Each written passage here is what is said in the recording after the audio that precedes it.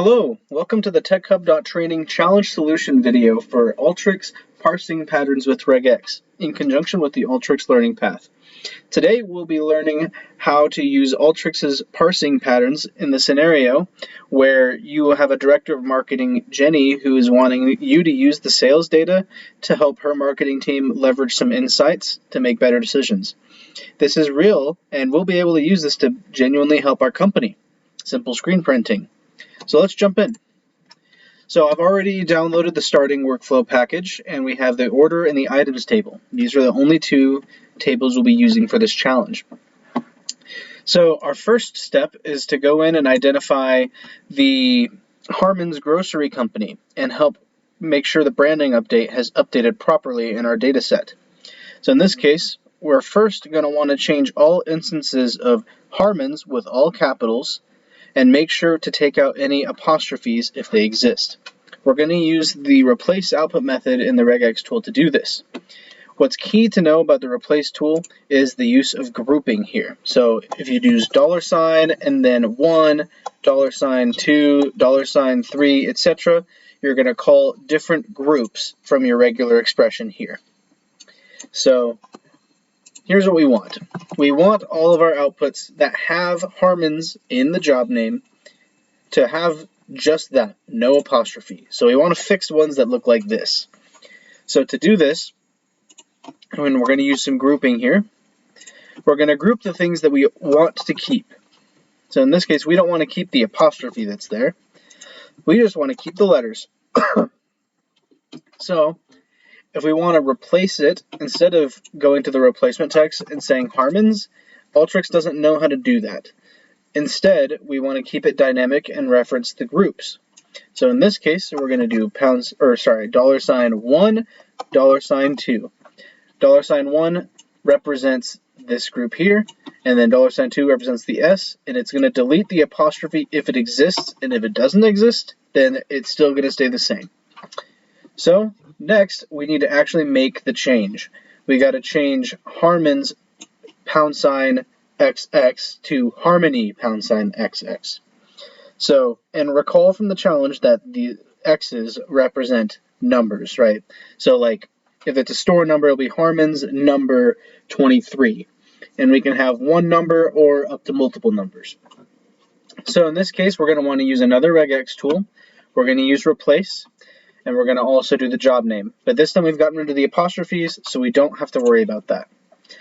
So how I like to approach these is I like to envision what I want the final product to look like, knowing the dynamic nature of what we're going to see. So in the problem, here's how we have outlined it, right? We want it to say Harmon's with a space and then a $, and then numbers. And we want it to be up to 1, from 1 to, up to 4 or 5 different numbers if it exists. So if we remember from Regex, we want to call a number that's going to be \d for digit. And if we want at least one digit and as many digits as possible, we use the plus sign. This will handle any number, excuse me, up to as many numbers as exist. $, we want to keep. A space doesn't actually exist in Regex, so we're going to have to instead define it explicitly using \s. That's going to represent a space in this case. And this is kind of what it looks like here. So what do we want to keep? We want to be able to keep Harmon, for sure. Remember, the only change is we want it to become Harmony, so we don't need to keep the S. But we do want to keep everything else afterwards. Great. So referring back to the grouping, how are we going to group this together? Well, first we're going to call the first group. Then we want to add a Y because we want it to become Harmony instead of Harmon's.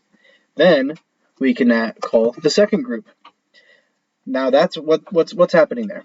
It's going to look like Harmon plus a Y plus this group 2, a space, the $, and all the digits that follow. Excellent. Going back to the problem, I believe the problem 1 only requests that you just update that and display the output. So let's go ahead and put a browse tool and run and check our work. So what should be happening here is in our browse output, we should only be seeing harmony with those. So let's go ahead and look for harmony. And look at that. All our orders that had harmons now say harmony. All right, let's go ahead and move to question 2. For this scenario, we're given a table with SKU numbers in the items table, and we're told that the marketing team wants to focus on items that come in multiple sizes. We're told that SKUs beginning with a letter are stored in Utah, SKUs beginning with a number are stored outside of Utah, and SKUs with a dash denote that the item has multiple sizes. We want to prepare a report for Jenny that shows which items are sold outside of Utah that have multiple sizes. Excellent. All right, so to do this, we're going to use another Regex tool. This time, we're going to want to parse the SKU column, because if you recall here, the SKU is the primary key or the main indicator for the item. You can see there's lots of different options here. Some that have numbers. If you scroll down further, you can see some of these have letters, some of these have dashes. The table indicates what these mean.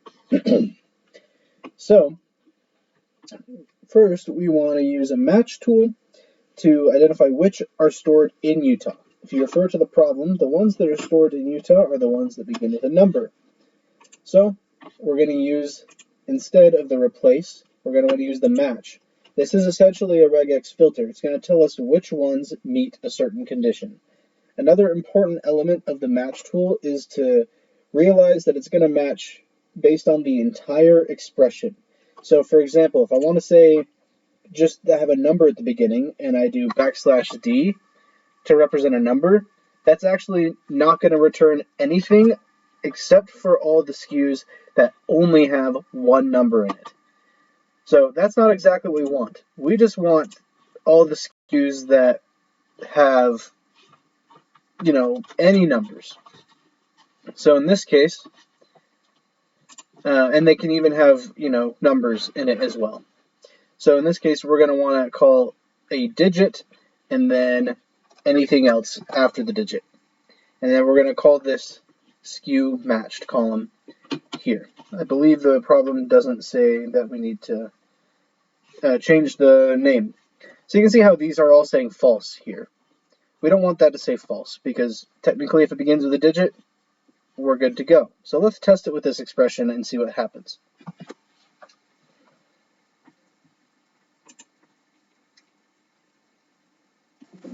Okay, great. So you can see some of these are looking to be true, and that's because it took this whole expression, which, by the way, .* is just an easy way to say 0 characters or up to any characters after that. And in this case, we only care that it starts with 1 digit, so this would match perfectly. Okay, so next we need to use a second tool to identify which SKUs represent items with multiple sizes. So let's go ahead and drag a regex tool. We're going to do match again. So let's change this from replace to match. And then, well, if you recall to the table, the SKUs that come in multiple sizes have a dash in the middle. So in this case, we need to be able to use a regex pattern that can handle 1 dash in the middle. If it has 2 dashes, that's fine, but we want to make sure that there's at least 1 dash. So in this case, I'm going to use my .* hack. So anything before a dash, followed by a dash, followed by anything after a dash. So this will give us everything that has all the SKUs, remember we're parsing the SKUs that have a dash in the middle. And so let's go ahead and run that and see what happens. And then if we're looking here, we can see it just defaulted to SKU matched 2, which is going to be fine for our analysis. So now we have 2 columns that identify our conditions. So remember, our marketing team wants to focus on items that come in multiple sizes and items that are outside of Utah. Or, excuse me, items that are stored in Utah. Actually, I think it was outside of Utah. Yeah, outside of Utah. So let's go ahead and use the filter tool. And in this case, remember this first tool here, we identified each ones that have a digit followed by anything else. So if you recall from the problem, those that begin with a digit are stored outside of Utah, so that's great. So as long as both columns are true, it's going to match Jenny's criteria. So let's go ahead and use a custom filter here, because we're going to have to do multiple filters here. And so we can do skew matched like this, and skew matched too. That'll give us both filters. Let's go ahead and run that.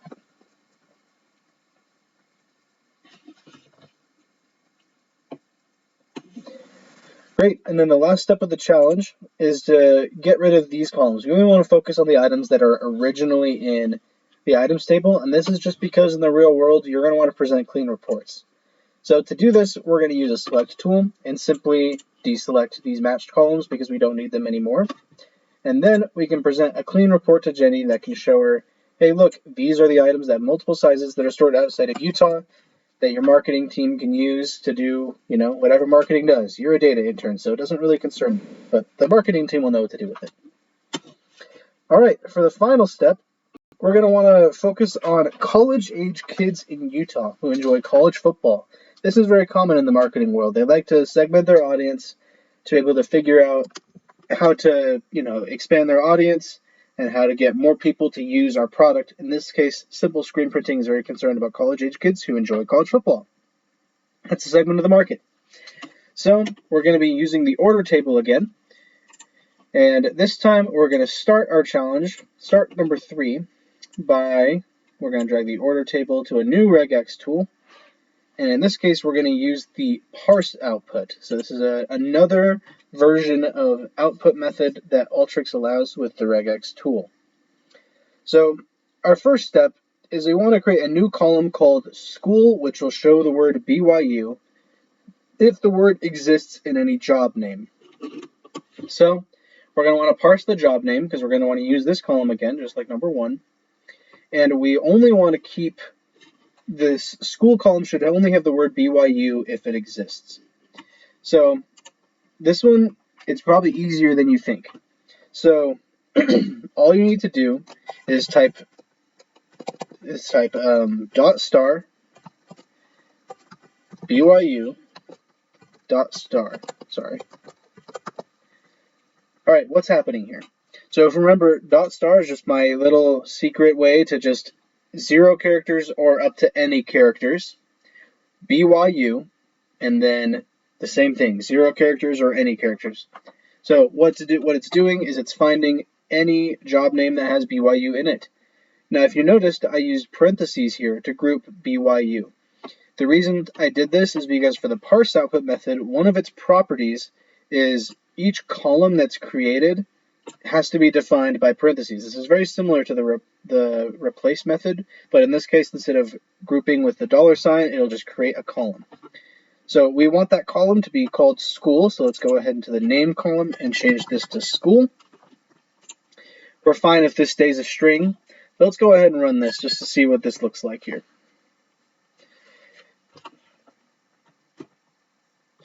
So if we look at this output here, and we go all the way to the right, we can see there's the school column, and you see how it's mostly null, but then we have a few BYUs here. So this is what we want to see. So if we look at those rows, we can see that this was Fresh Market BYU Apparel, or Macy's BYU Tees and Hoodies. So that's good. This is working correctly and exactly how we would expect.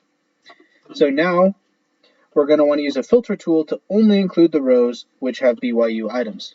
So to do this, let's go ahead and grab a filter tool here. And then we're going to want to filter on this new school column, right? Because if we want to keep all the ones that only have BYU items, then we need to filter on just that school column and make it equal to BYU. All right, next we're going to want to use the date time parse tool. So if you remember from the question, we're focused on only the orders that took place during the college football season. In this case, the problem specified, that's September to December. That's because that's how it is in the real world. So let's go ahead and use the date time parse tool to do this. Now, this is a very neat feature in Alteryx that is super useful. So there, up top here, we have selecting the format to convert. We can either convert a string to a datetime format or a datetime format to a string. So in this case, we're going to want to focus on the order date. So let's go ahead and change this. Oh, and we know the order date is a date time. So let's go ahead and change this from date time format to string, because the order date is a date time format. You'll see it auto populates here, but if we wanted to do the ship date or the due date, we could also change it here. But in this case, we want to do the order date. And then specify the new column name. Let's go ahead and call this month, because we're going to want to specify the month. And then it says here, select a format for the new column. So we can change it to a lot of different things. We can do day, and then the day name, the month name, and the years, or whatever we desire. So, but in this case, we only want the month number here.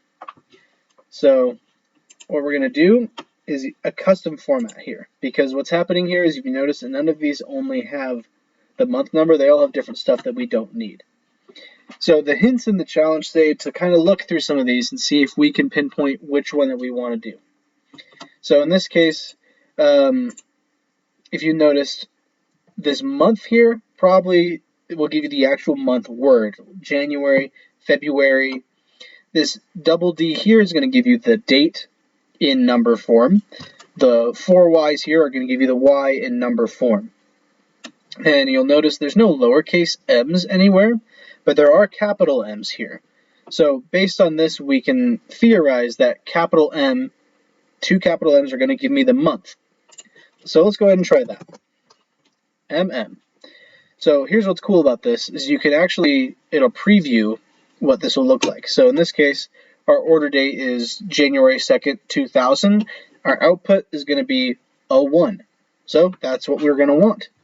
So let's go ahead and run this so we can catch up. For this challenge, we're only doing months, but I think it's important to know that this tool is very powerful. And you can do days of the week, or you can do quarters of the year. You can do a lot of different things. I think the days of the week are very cool specifically. So if you want to say, hey, how many orders are on Friday, you could do that using this date time parse tool. So let's take a look at our output. So if we scroll all the way to the right, we have this new month column, and it has months. So excellent. Now we have all of our orders at BYU and the month in which they were ordered. So this is good. But we remembered that we want to focus on September through December only. So we're going to use yet another filter. Now there's 2 ways to approach this. The solution image, or the solution document posted, talks about a way to keep the format as a string. I'll go ahead and explain that, but I actually want to show a different way that I think makes a little bit more sense. So what you could do is you could use a custom filter again, and then you could say month, and then you can use this keyword in. And what you can do with in is you could specify a list, and if that month is in that list, then we're good to go. But because it's a string, we're going to want to make sure that we put everything in dashes or quotations, because these, even though they are literally numbers here, Alteryx converts them to a string. Because if you remember, the configuration of the datetime tool converts it to a string. So we can say if the month is in September, October, November, December, and we define the months here, that would be great. And then if we did a browse output, we could definitely see what that looks like by running, which I'll just go ahead and run just so we can take a quick look to see what that looks like. Great. So yeah, we've got 511 records displayed, and you can see if we could scroll all the way to the right, we're only including orders that took place in months 9 through 12. So let me illustrate a different way to do this really quick, and I think it just makes a little bit more sense in this situation given that the months are numbers. Remember, the select tool can be used to change data types. So what we can do instead is, if we want to drag that datetime output into a select tool, what we could do is change this month data type just down here to a string, or sorry, not a string. We want to get rid of a string. We want to make it into a double, a number field. Once we do that, it actually gets really easy. You can just drag a filter here, and instead of saying month in and then listing like we did here, All you have to do is a basic filter that says month, and then you could say greater than or equal to 9.